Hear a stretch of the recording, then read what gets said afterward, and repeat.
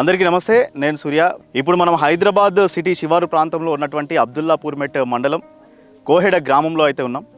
ఇక్కడ రైతు సురేందర్ అన్న అని చెప్పేసి కుందేళ్ల పెంపకం చేస్తున్నాడు. సో ఇప్పుడు మనం చూస్తున్నటువంటిది ఈ గడ్డి మొత్తం కూడా ఆ కుందేళ్ల కోసం, వాటి ఫుడ్ కోసం ఇదంతా పండిస్తున్నాడు అన్నమాట. సో ఎందుకు ఈ అన్న కుందేళ్ల పెంపకాన్ని ఎందుకు ఎంచుకున్నాడు, దానికోసం ఆ అన్న ఎలా శ్రమిస్తున్నాడు, సో దానివల్ల ఎలాంటి ఇన్కమ్ ఎర్న్ చేస్తున్నాడు అనేది మొత్తం సురేందర్ అన్న మాటలో విన్నాం.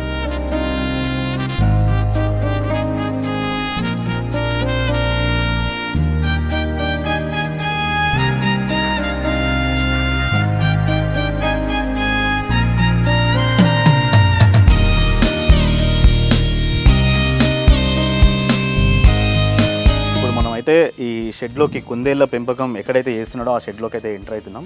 సో అన్న మరి ఎన్ని యూనిట్లతోటి ఇక్కడ ఈ స్టార్ట్ చేసిండు, ఎంత ఖర్చు అయింది, ఈ షెడ్ మొత్తానికి కూడా ఎంత ఖర్చు అయింది.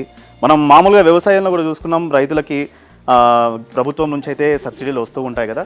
సో మరి అన్నకి మరి ఏమన్నా సబ్సిడీలు గవర్నమెంట్ నుంచి ఏమైనా ప్రోత్సాహకాలు అందుతున్నాయా, ఎట్లా స్టార్ట్ చేసిండు అన్న అనేది మనం అన్ననే అడిగి తెలుసుకుందాం. సురేంద్ర అన్న నమస్తే. నమస్కారం అన్న. మంచిగా షెడ్ ఏర్పాటు చేసినావు, కుందేళ్ల పెంపకం అయితే మంచిగా చేస్తున్నావు. అసలు నీకు మొత్తం ఎన్ని ఎకరాల పొలం ఉందన్న? నా దగ్గర 3 ఎకరాలు ఉంది పొలం. ఇప్పుడు 3 ఎకరాల పొలం ఉన్నది. ఇప్పుడు ఈ కుందేళ్ల పెంపకం ఈ షెడ్ ఎంతలో పడ్డది? 400 గజాలు. అంటే ఇది 120 పొడుగు, 30 వెడల్పు. ఎందుకన్నా ఈ కుందేళ్లు పెంచాలి అనే ఆలోచన ఎందుకు వచ్చింది? 3 ఎకరాలు ఉన్నది, మంచిగా వ్యవసాయం వేరే ఏదన్నా చేసుకోలేక? నేను వ్యవసాయం చేసిన, అసలు న్యాచురల్ ఫార్మింగ్ కూడా చేసిన. కానీ ఫార్మింగ్ కరోనా కంటే ముందు కొంచెం మార్కెట్ ఇబ్బంది ఉంది. అయినా మా దగ్గర చాలా లేబర్ ప్రాబ్లం ఉంటుంది రెగ్యులర్గా. అంటే కూరగాయలు ఏరడం కానీ, ఇప్పుడు సిటీకి దగ్గర అయిపోయింది కాబట్టి లేబర్ ఎవరు లేరు. కాబట్టి ఇక నేను మెల్లగా ఏదైనా ఫామ్ ఫీల్డ్కి దిగాలని నిర్ణయించుకున్నా. ఫస్ట్ ఈ ఫామ్ వేయకముందుకు గొర్రెలు మేకలని అనుకున్నా. నేను అనుకున్నా మాకు లోకల్గా కొంచెం ప్లాట్లు ఉంటాయి, మేపుకోవచ్చు అనుకున్నా.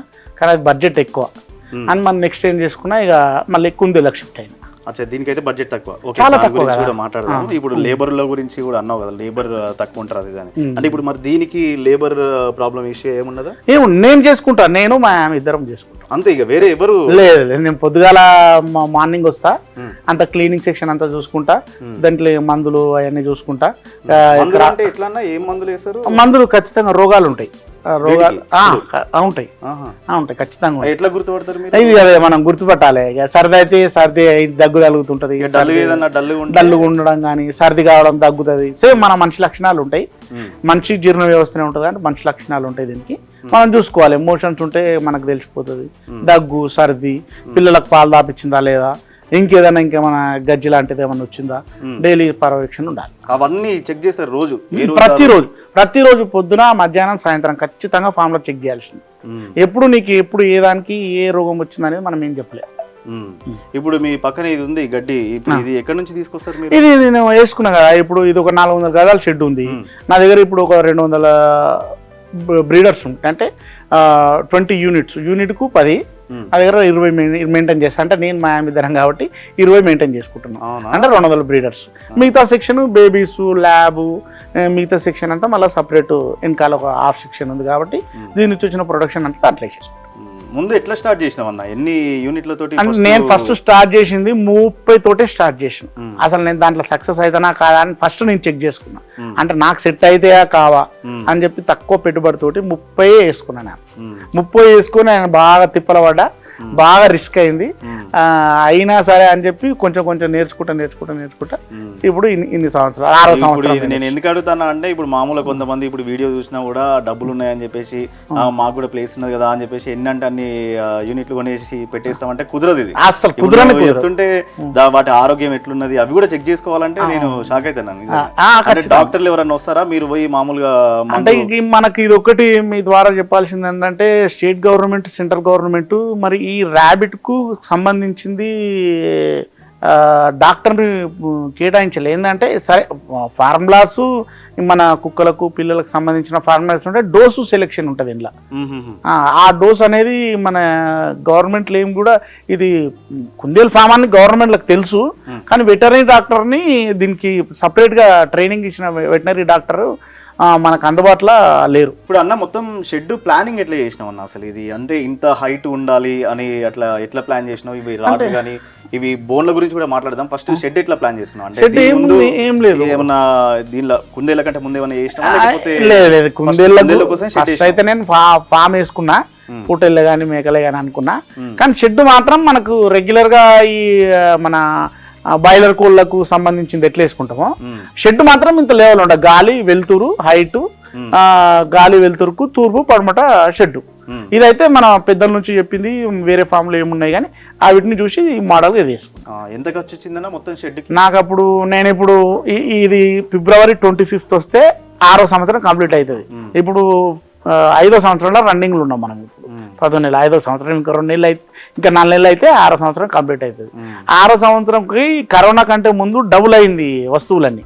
అంతకంటే ముందు నేను వేసుకున్నా కాబట్టి, కరోనా కంటే ముందు వేసుకున్నా కాబట్టి నాకు ఒక 3.5 నుంచి 4 లక్షలు అయింది. ఇప్పుడైతే బడ్జెట్ ఎక్కువనే అవుతుందండి.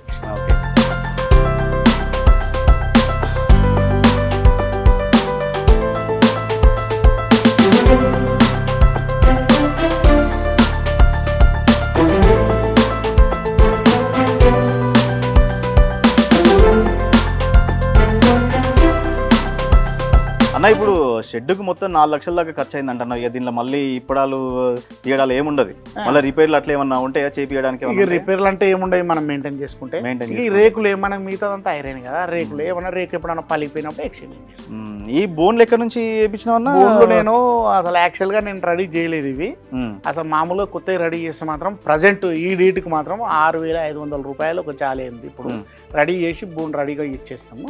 కాకపోతే నేను తీసుకునే మాత్రము ఇంతకుముందు ఫామ్ పెట్టి తీసేసిండ్రు కదా, వాళ్ళ అన్న మా తోట అవుతలేదు అని అన్నప్పుడు నేను ఒక్కొక్కటి నేను ఇట్లా 30 స్టార్ట్ చేసిన అన్న కదా, తర్వాత 30 నుంచి నేను మెల్లగా వేరే వాళ్ళ దగ్గర తీసుకోవడము, ఏదన్నా రిపేర్లు ఉంటే చేసుకొని పెట్టుకున్నా. ఇవన్నీ నాకు 4 లైన్లు అయి దాదాపు పాత జాలీలు వేరే రైతుల దగ్గర తీసుకున్నాయి. ఇప్పుడు నాకు మొన్న డ్యామేజ్ అయితే ఒక లైన్ మాత్రం కొత్త తీసుకున్నా. మొన్న 3 నెలల కింద ఒక కొత్తది నేనే రెడీ చేసుకొని వేసుకున్నాను. అయితే అన్న ఇందాక నువ్వు అన్నట్టు ఇప్పుడు మామూలుగా నువ్వు గొర్రెలు మేకలు అది పెడదాం అనుకున్నావు, మంచి ఆలోచన చేసినావు. ఇప్పుడు ర్యాబిట్ తోటి మంచి లాభాన్ని అయితే పొందుతున్నావు, నీ ఫేస్ చూస్తే అర్థమవుతుంది.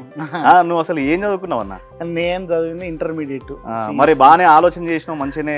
అంటే ఎవరిదన్నా సజెషన్స్ అట్లా తీసుకున్నావా? ఏం లేదన్న, ఇక భగవంతుడు కొందరు కొన్ని టాలెంట్లు ఇస్తాడు. ఇంట్లో నాకు టాలెంట్ ఉంది అంతే. అంతేనా? ఇక వేరే మళ్ళీ అటు సైడ్ ఏం పోలే, కానీ దీనిలో కూడా కొంచెం దెబ్బలు తిన్నా స్టార్టింగ్ లా. అయితే అసలు ఫస్ట్ నా తోటి అవుతుందా కాదా అని తెలుసుకోనికే నేను 30 తెచ్చుకున్నా. నా తోటి కాకపోతే నేనేం పెట్టకపోదు, కాకపోతే రిస్క్ ఎక్కువ తీసుకున్నా. అసలు ఏంది ఇక మనకు అసలు ఇట్లా ఎందుకు జరుగుతుంది ఏంది అనేది నేను ఒక 6 నెలల నుంచి 8 నెలలు దీని మీదనే పడి ఉన్నా డే నైట్. అట్లా నాకు కొంచెం ఎక్స్పీరియన్స్ వచ్చి నేను వేరే వాళ్ళకి చెప్పగలను. ఫస్ట్ ఎక్కడ నుంచి రాబిట్స్ ఎక్కడ నుంచి? నేను వేరే ఫామ్ దగ్గర నుంచి తీసుకున్నా. ఆ ఫామ్ దగ్గర నుంచి ఒక దగ్గర నుంచి తీసుకుని ఇప్పుడు ఆ ఫామ్ కూడా ప్రజెంట్ లేదు, తీసేసిండు ఆయన. వేరే బిజినెస్ లోకి వెళ్ళిపోయిండు, ఆ ఫామ్ కూడా తీసేసిండు. నన్ను ఇప్పుడు స్టార్టింగ్ లో చెప్పిన కొత్త ఒకవేళ వస్తే కనుక ఎక్కువ తోటి పెట్టొద్దు, జర తక్కువ యూనిట్ల తోటి స్టార్ట్ చేయరను. మరి అప్పుడు నీకు ఎక్కువ యూనిట్ల తోటి వద్దు అని చెప్పేసి చెప్పలేను? లేదు, నేను నా సొంత ఆలోచన. ఎట్లా అంటే నేను ఏదున్నా ఫస్ట్ స్టార్టింగ్ లో ఎక్కువ పెట్టుబడి పెట్టొద్దు అనుకున్నా. నా నిర్ణయం ఇది, ఎవరైనా నాకు చెప్పలేదు. అయితే ఫస్ట్ స్టార్టింగ్లో చాలామంది ఎక్కువ పెడితే ఎక్కువ లాభాలు వస్తాయని అన్నారు, కానీ ఎక్కువ నష్టం కూడా జరుగుతుంది. నా లాభం ఏమి వచ్చిందో కానీ నష్టం కూడా జరుగుతుంది. కాబట్టి నా తోటి అవుతుందా కాదా అని నా మైండ్ సెట్ ఆలోచన అంతవరకు. నాకు అయితేనేమో కంటిన్యూ చేద్దాం, లేకపోతే లేదన్నట్టుగానే నేను తక్కువనే పెట్టుకున్నా. నేను ఇప్పుడు ప్రతి ఒళ్ళకి చెప్పే కొత్త వాళ్ళకి కూడా తక్కువనే పెట్టుకొని ఎక్కువ కొమ్మని చెప్తున్నాను నేను.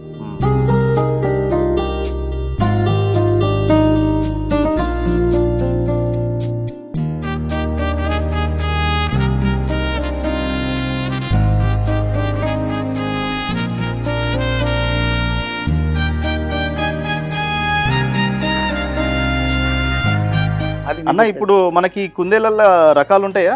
ఉంటాయి. ఎన్ని రకాలు ఉంటాయన్న? మొత్తం 7 రకాలు ఉంటాయి ఒరిజినల్ రకాలు. ఇక డచ్లు అవన్నీ కలిపి 30-35 దాకా ఉంటాయి, కానీ ఒరిజినల్ రకాలు అయితే 7 రకాలు ఉంటాయి. మనకు ఒకసారి ఒక్కొక్క రకాన్ని అట్లా చూపిస్తావా? చూపెడతా. ఇగో ఇది రెడ్ ఐస్ ఉంటుంది, టోటల్ వైట్ ఉంటుంది. టోటల్ వైట్ ఇది రెడ్ ఐస్, ఇది న్యూజిలాండ్ వైట్ అంటారు దీన్ని. ఇంకో ఇది 2వ రకం, ఇది చెవులో పిల్లి కూడా అంటారు దీన్ని. చెవులతోటి ఇంతవరకు బెండ్ చేయొచ్చు, లేదంటే ఇట్లా చేసుకోవచ్చు. ఈ పొట్ట కింద పట్టుకోవడం కానీ ఇట్లా వెనకాల పట్టుకోవడం కానీ చేస్తే ఇది కొంచెం పొరపాటు జరుగుతుంది. ఇట్లా పట్టుకోవడం బెటర్. ఇంకో దీని పిల్లలు, ఇది ఒక 5 పిల్లలు పెట్టుకుంది, ఇది చూడండి.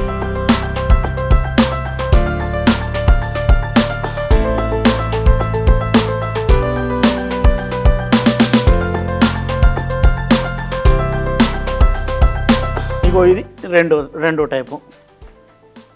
ఇది గోల్డ్ స్పాట్. ఇది టోటల్ కిందంగా ఇది గోల్డ్, అంటే గోల్డ్ షేప్లో ఉంటుంది కాబట్టి ఇగో ఐస్ ఏమో బ్లాక్ ఉంటుంది, ఇది గోల్డ్ షేప్, గోల్డ్ స్పాట్. ఇప్పుడు దేన్నైనా అట్లే పట్టుకోవాలి. అట్లే పట్టుకోవడం మాత్రం అట్లనే పట్టుకోవాలి. ఇది రండి ఇక్కడ రండి. ఇది సోయట్ చించిలా అంటాం. ఇది సోయట్ చించిలా. ఇది అడవి జాతి కలర్. ఇది కొంచెం మీటుకు కానీ లేదంటే ఇది చూసుకోవడం కానీ తీసుకుంటుంది.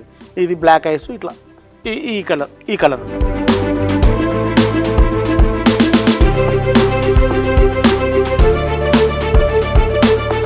మీరు గమనించాల్సింది ఇది వైట్ జెయింట్ అంటారు దీన్ని. అదేమో రెడ్ ఐస్ ఉంటుంది, ఇదేమో బ్లాక్ ఐస్ ఉంటుంది, టోటల్ వైట్ ఉంటుంది. ఇది వైట్ జెయింట్ అంటారు. దాన్ని ఏమో న్యూజిలాండ్ వైట్ అంటారు. Only ice change.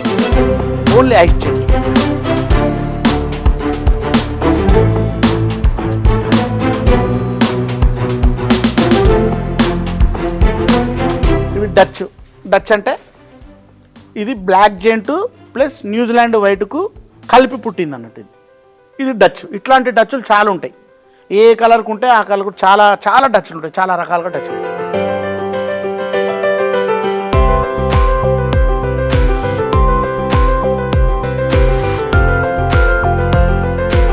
ఇది బ్లాక్ జెయింట్ పెద్దది మన వేరే దగ్గర ఉంది. ఇది బ్లాక్ జెయింట్. ఇది బేబీ బ్లాక్ జెయింట్. ఇది 2 months బేబీ. ఇది టోటల్ బ్లాక్ ఉంటుంది. చూడండి మీరు, టోటల్ బ్లాక్. చెవుల దగ్గర నుంచి కళ్ళ దగ్గర నుంచి టోటల్ బ్లాక్. అవును, బ్లాక్ జెయింట్.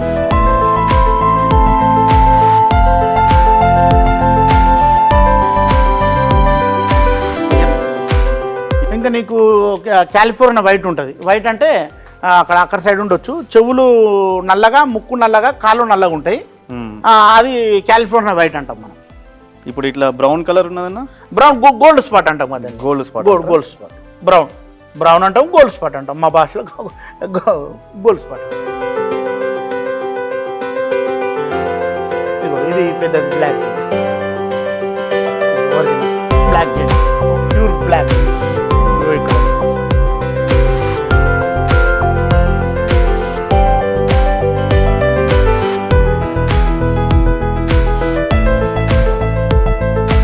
ఇక్కడ ఒకసారి మనం చూస్తే ఇది ఆల్రెడీ నిన్ననో మొన్ననో పుట్టినట్టుగా, ఈ రోజు పుట్టినాయా మొన్న పుట్టినాయా అన్నట్టుగా రాత్రి నిన్న మార్నింగ్ వన్ డే బేబీస్. ఇక ప్రొడక్షన్ మొత్తం ఇక నువ్వు స్టార్టింగ్ తీసుకొచ్చినప్పుడు 30 units తీసుకొచ్చినావు. ఇక మళ్ళీ ఇప్పుడు మొత్తం ప్రొడక్షన్ మొత్తం ఇక్కడ 30 units కానీ 30 బ్రీడర్స్. 30 బ్రీడర్స్. ఇగో బేబీస్. ఇగో చూడండి, అన్ని డచ్లే ఉంటాయి. చూడండి ఇగో black giant, New Zealand white, black giant, New Zealand white. ఇది ఒకటి రెడ్ కలర్ ఉందంటే ఇది వైట్ జెయింట్, న్యూజిలాండ్ వైట్ ఏదో ఒకటి. ఇప్పుడు అదంతా ఏందన్నది, ఇది దీని ఫర్, దీనికి సెక్యూరిటీ. ఇగో ఇది పిక్కొని ఇది దాని సెక్యూరిటీకి. ఏది తల్లే వేస్తుంది, తల్లి నుంచి. దీనికి కుండలలో చూస్తుంటే నాకు ఇక్కడ వాటర్ కనిపించట్లేదు వీటికి. వాటర్ ఇదేందన్న, వాటర్ ఒకసారి రండి మీకు వాటర్ చూస్తా. ఇగో ఇది వాటర్, నెప్పల్ సైజ్. ఇది ఇప్పుడు దానికి కిందికి అయితే లాక్ అయిపోతుంది, పైకి అయితే అన్లాక్ అవుతుంది. దానికి దూపైనప్పుడు తెలుసు వాటర్ వస్తుంది.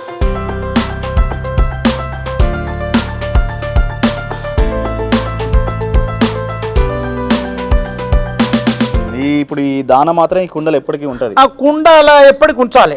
ప్రతిరోజు పెద్ద కుందేలు అయితే 100 నుంచి 150 గ్రాములు తింటది. పిల్లలు ఉంటే 200-250 గ్రాములు తింటాయి. అంటే ఎప్పుడు దాదాపు కుండలో దాన ఉంచాలి. ఇప్పుడు మీరు కట్ చేసిన గడ్డి ఎట్లా, మళ్ళీ గడ్డి సాయంత్రం పూట గడ్డి వేసుకోవాలి. డైలీ సాయంత్రం పూట గడ్డి వేసుకోవాలి. వర్షం పడితే గడ్డి వేయద్దు. వర్షం పడితే నీకు దాంట్లో వాటర్ ఉంటుంది కాబట్టి దీనికి కరెక్ట్గా ఉండదు, మోషన్స్ పెట్టే ఛాన్స్ ఉంటుంది. వాటర్ ఉన్న పదం ఉండదు, కొద్దిగా ఆరినాక వేసుకోవాలి గడ్డి. ఫుడ్ మామూలు ఏమైనా చేంజ్ చేస్తారా అన్న? ఇప్పుడు ఈ క్యారెట్లు కానీ అవి ఎక్కువ క్యారెట్లు ఫుడ్ కూడా ఇది మెయిన్ ఇంపార్టెంట్. వీటికి రోగాలు రావద్దంటే ఫుడ్ కూడా మనం ఒకటే దాంట్లో ఏ జీవాలైనా కానీ ఒకటే సమాంతరంగా లెవెల్ చేసుకుంటాం 1 year వరకు. ఏమన్నా ఫుడ్ చేంజ్ చేసినామంటే ఏదైనా ప్రాబ్లం వచ్చిందో చెక్ చేసుకోవాలి. కాబట్టి అందుకనే ఫార్ములాలు ఉంటాయి, ఆ ఫార్ములా ప్రకారమే పోతుంటుంది. నీకు వాతావరణం చల్లగా ఉంది, సర్దులు అవుతాయి. ఎండాకాలం వాతావరణం హీట్ ఉన్నా హీటుకి సర్దులు అవుతాయి. అందుకనే టెంపరేచర్ ఏం చేయాలంటే మనం మినిమం 35 లోపు ఉంచుకోవాలి, 25 బిలో పెట్టాలి. ఎందుకంటే కటన్స్ మెయింటైన్ చేయాలి. ఇప్పుడు ఇవి అందుకే ఇస్తారా? ఇప్పుడు చలికాలం మనం 4 గంటలకి దించుకుంటాం, ఎండాకాలం 24 మనం ఒక రోజు మొత్తం ఓపెన్ ఉంటుంది, పైన స్ప్రింక్లర్లు ఉంటాయి, వరిగడ్డ వేసుకుంటాం. కూల్నెస్ ఇవ్వాలి, మనకు బ్రీడింగ్ చేసుకోవచ్చు కానీ కూల్నెస్ ఇవ్వాలి.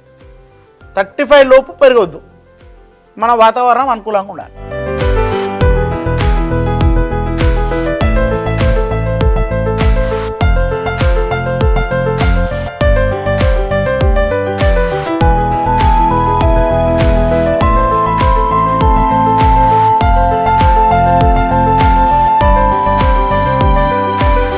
అన్న ఇందాక మనకి 2 months బేబీ అది చూపించినావు. మామూలుగా అసలు ఈ ర్యాబిట్ ఎంత ఏజ్ వచ్చేసరికి ఇది మీట్కి రెడీ అవుతుంది?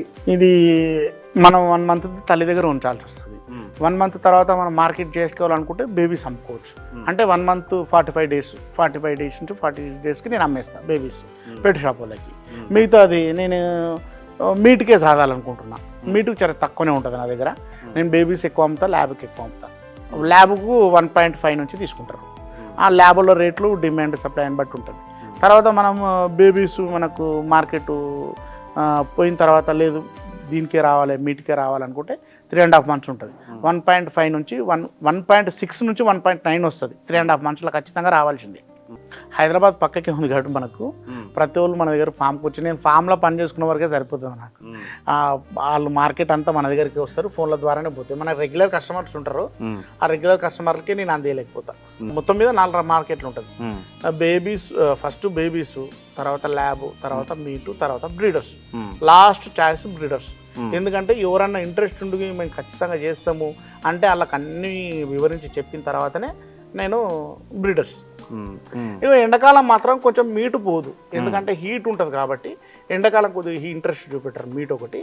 మిగతాది ఏ టైంలో అయినా బేబీస్ వస్తూనే ఉంటుంది, ల్యాబ్ వాళ్ళు వస్తూనే ఉంటారు, రెగ్యులర్గా తీసుకొని పోతూనే ఉంటారు.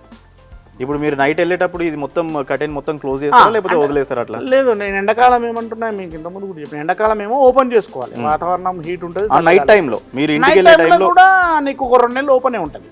చలికాలంలో 4 గంటలకే బంద్ చేయాలి. వర్షాకాలంలో ఇప్పుడు మనం ఉబ్బరిస్తుంది, ఇప్పుడు మనం 2 కర్టన్లు ఓపెన్ చేసుకున్నాము, 1 గంట తర్వాత వాన పడుతుంది, అటు నుంచి వాన వస్తే అటు క్లోజ్ చేసుకోవాలి, ఇటు నుంచి వాన వస్తే ఇటు క్లోజ్ చేసుకోవాలి. మొత్తం మరీ చల్లగా ఉంది వాతావరణం, 2 క్లోజ్ చేసుకోవాలి. అంటే ఎప్పటికప్పుడు టెంపరేచర్ మెయింటైన్ చేసుకోవాలి. నువ్వు స్టార్టింగ్ చిన్నదాంతో స్టార్ట్ చేసి ఇప్పుడు పెద్దగా చేసినావు కదా, మొత్తం ప్రొడక్షన్ మొత్తం ఇక్కడ నుంచే పంపిస్తున్నావు. ఎట్లున్నది మరి ఇప్పుడు నీకు ఇన్కమ్ ఎట్లున్నది? మనం పెట్టే పెట్టుబడే లక్షలలో ఉంటుంది. ఈ వీడియో చూసిన వాళ్ళందరూ నువ్వు చెప్పే ఈ మాటలకే ఇంప్రెస్ అయ్యి మరి పెట్టాలా వద్దా అని ఆలోచన. నేను చెప్పేది కూడా కొత్తగా ఫామ్ పెట్టేటోళ్ళకి కూడా చెప్తున్నాం. మనం పెట్టేదే లక్షలలో పెట్టుబడి ఉంటుంది, మరి లక్షలలో ఎట్లా ఇన్కమ్ వస్తుంది? మనం పెట్టేదే లక్షలు ఉంటాయి, 3 లక్షలలో ఒక 10 యూనిట్లు పెట్టుకోవచ్చు. నెలకు 1 లక్ష వస్తుందా? అంటే ముందు ప్రొడక్షన్ పెరుగుతుంది కదా నీకు, నువ్వు ముందు చిన్నగా పెట్టినావు, ఇప్పుడు పెరిగింది కదా, అట్లా దాంతో పాటు నీ ఇన్కమ్ కూడా పెరిగిందా? 100% పెరుగుతుంది. కాకపోతే దీన్ని మనం తల్లులు మేపుకుంటూ పోతే మనకు డబ్బులు రావు కదా. తల్లుల ద్వారా పిల్లలను తీపిచ్చి అవి పెద్దగా చేసి ప్రొడక్షన్ ఎంత బాగా చూసుకుంటే అన్ని డబ్బులు. దీంట్లో లాస్ అనేది అసలు లేదు. కాకపోతే ఆ సొంత నిర్ణయాల వల్ల ఒకరు చేయలేక, ఒకరు రోగాలు చూసుకోలేక, ఒకరు గడ్డి మెయింటెనెన్స్ చేయలేక, కుందేళ్ళని రోగాలు గమనించలేక ఇవన్నీ వాళ్ళు లాస్ అవుతారు తప్పితే, కానీ కరెక్ట్ చేసుకుంటూ ఉంటుంది. కాకపోతే కొత్త ఫామ్లోకి వచ్చేటోళ్ళకి కూడా లక్షల లాభాలు ఉన్నాయని రావద్దు. ఫస్ట్ మీరు దీన్ని నేర్చుకోవడానికి రావాలి. ఫస్ట్ అసలు ఇది ఎట్లా నడుస్తుంది, దీన్ని లోటుపాట్లు ఏందని తెలుసుకున్న తర్వాత మీరు పెద్ద ఫామ్ చేసుకోవాలి. ఇప్పుడు చాలా మంది సాఫ్ట్వేర్ వాళ్ళు వీళ్ళు కూడా ఈ ఏఐ వచ్చిన తర్వాత కొంతమంది వ్యవసాయంలోకి రావాలని చాలా మంది అనుకుంటా ఉంటారు.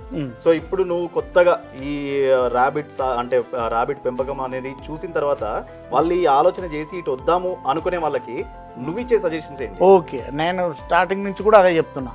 ఏఐ ద్వారా లాస్ అయిన వాళ్ళు కాకుండా కొత్త యూత్ వచ్చిన వాళ్ళు కూడా, స్టార్టింగ్ బీటెక్ చేసిన వాళ్ళు కూడా చాలా మంది ఫోన్ చేస్తుంటారు మనకి. నేను ఒకటే చెప్తాను, నేను పెద్ద ఎత్తున ఫామ్ వేసుకోవద్దు. స్టార్టింగ్లో 3 నుంచి 5 యూనిట్లు 3 నుంచి స్టార్టింగ్ చేయాలి. 5 అర్థమవుతుంది మీకు. మీరు దాంట్లో లోటుపాట్లు అంటే తెలుసుకోవాలి. మీరు లోటుపాట్లు అంటే దాంట్లో రోగాలు, దానికి మందులు ఏమి వేయాలి, మీరు అన్ని క్లియర్గా తెలుసుకున్న తర్వాతనే ఈ ఫామ్లోకి దిగాలి. అది కూడా ఫాములు నమ్మకం ఇవ్వాలి మీకు. ఇది మోసం జరుగుతుంది. ఎందుకంటే ఇచ్చినది దానికి మీరు గుర్తుపట్టలేరు, ఇది ఒరిజినల్ తల్లా లేకపోతే ఇది పిల్లలు తీసదా తీయదా, ఇది ముదురుదా అనేది ఫాములు మోసాలు చేస్తారు. కాబట్టి ఒరిజినల్గా మీకు నచ్చి 4 ఫాములు తిరిగి ఈడ నచ్చుతుందో ఆడ తీసుకోండి.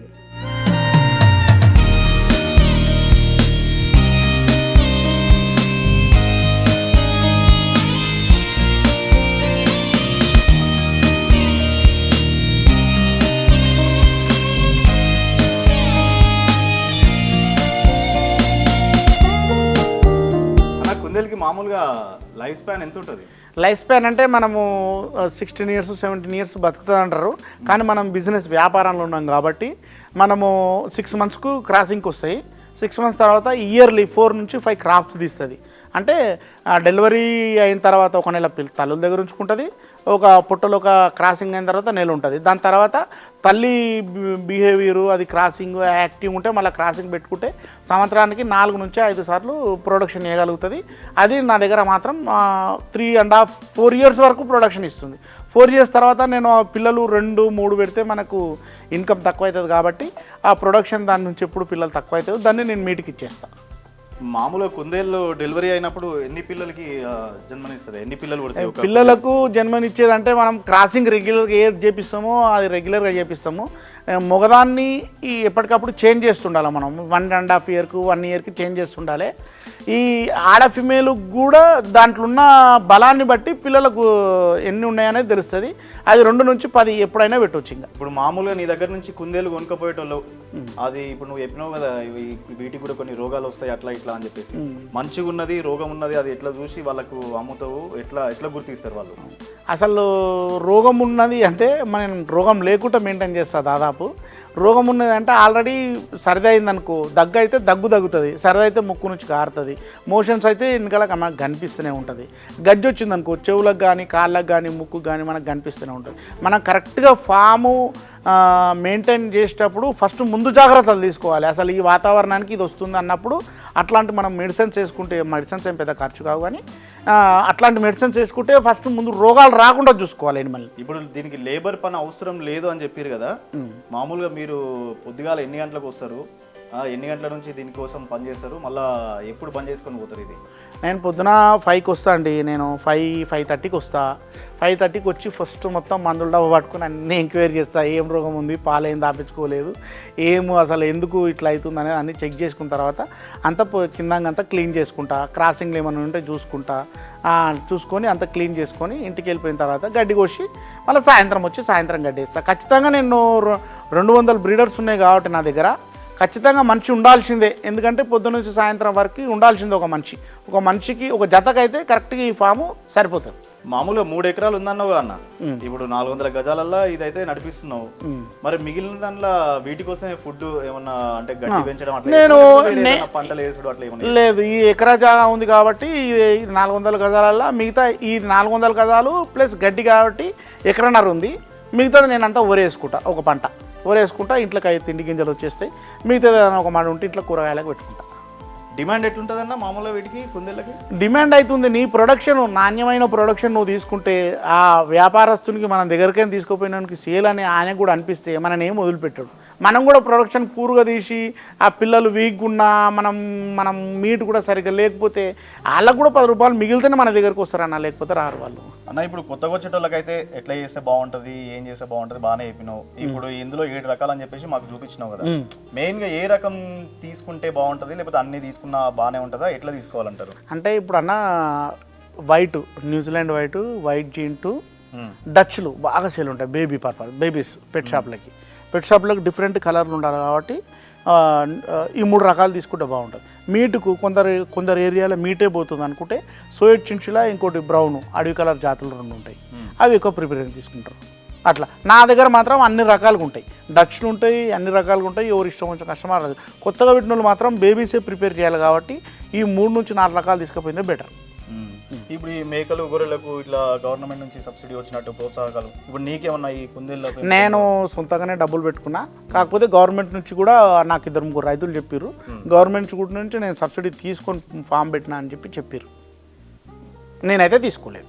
థ్యాంక్ యూ సో మచ్ అన్న, మా కోసం టైం కేటాయించిన. ఓకే. సో చూసిరు కదా మన సురేందర్ అన్న అయితే కుందేళ్ళ సాగు చేస్తూ మనీ ఎట్లా సంపాదిస్తుండు, దానిలో ఎలాంటి నష్టాలు ఉంటాయి, ఎలాంటి కష్టాలు ఉంటాయి, ఆ మొత్తం సురేందర్ అన్న మాటలను అయితే విన్నాం. సో ఎవరైతే కొత్తగా రావాలి ఈ కుందేలు పెంపకం ఇది చేయాలి అనుకుంటున్నారో మన ఈ వీడియోలో మంచి విషయాలు అయితే సురేందర్ అన్న చెప్పిండు. తొందరపడి ఆవేశపడి ఎక్కువ మొత్తంలో కాకుండా ఫస్ట్ అయితే కొంచెం తక్కువలో స్టార్ట్ చేసి అది ఎలా ఉంది, దాని ఖర్చు ఎంత అవుతుంది, ఎట్లా అనేది అవగాహన పెంచుకున్న తర్వాత ఈ కుందేలు పెంపకం అనేది స్టార్ట్ చేస్తే కనుక మంచి సంపాదన అయితే తీసుకోవచ్చు. సో ఇదండి ఇవాల్టి మన కుందేలు పెంపకం సంబంధించిన సురేందర్ అన్న రైతన్న కథ అయితే. సో మరి నెక్స్ట్ మళ్ళీ రైతన్నతోటి మళ్ళీ కలుద్దాం. Stay tune.